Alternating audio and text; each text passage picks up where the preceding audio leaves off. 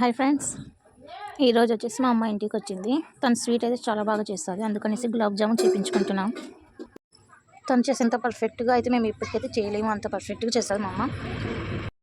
గులాబ్ జామున్లో అయితే 2 ప్యాకెట్లు అయితే తీసుకున్నాం.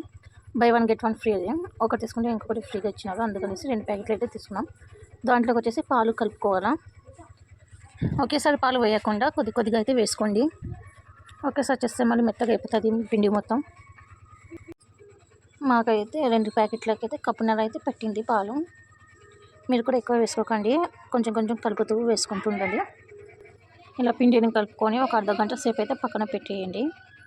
ఎక్కువసేపు పెట్టాల్సిన అవసరం కూడా లేదు, అర్ధగంట అయితే చాలు.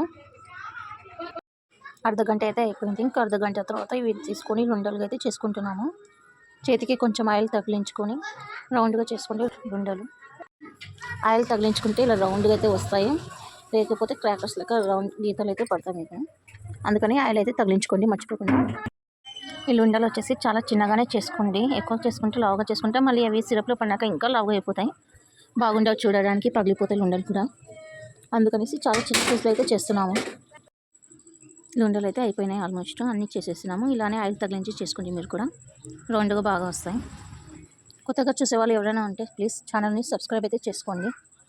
చాలామంది చూసి అలానే వెళ్ళిపోతున్నారు, అలా అయితే చేయకండి. లైక్ చేసి సబ్స్క్రైబ్ అయితే చేసుకోండి. చక్కెర వచ్చేసి కేజీ చక్కెర తీసుకొని దాంట్లో 1 గ్లాస్ మాత్రమే నీళ్ళు వేయండి, ఎక్కువైతే వేయొద్దు. నేను వీడియో తీసేలోపు మా అమ్మ వచ్చేసి పాకం అయితే చేసేసింది. నీళ్ళు అయితే 1 గ్లాసే చాలు, ఎక్కువైతే వేయద్దు, లేకపోతే పతలాగా అయిపోతాయి.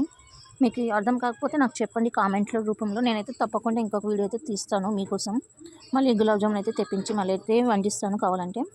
మీకు సిరప్ గురించి ఏమైనా డౌట్ ఉంటే నాకు కామెంట్ అయితే చేయండి. సిరప్లో చక్కెర మెల్ట్ అయ్యేంత వరకు పెట్టుకోండి స్టవ్ మీద.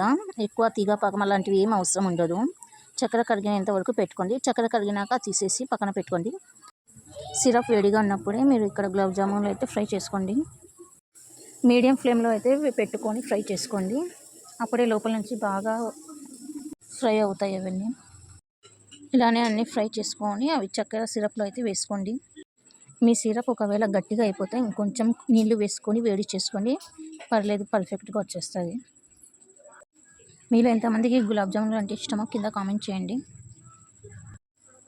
ఇలానే అన్నీ ఫ్రై చేసుకొని సిరప్లో వేసుకోండి. సిరప్ చల్లారకుండా చూసుకోండి కొంచెం. ఇలా అన్ని గులాబ్ జామున్లు ఫ్రై చేసి సిరప్లో వేసుకొని ఒక 10 నిమిషాల దాకా పక్కన పెట్టేయండి. అప్పుడు అవన్నీ సిరప్ మొత్తం పీల్చుకొని బాగా టేస్ట్గా వస్తాయి.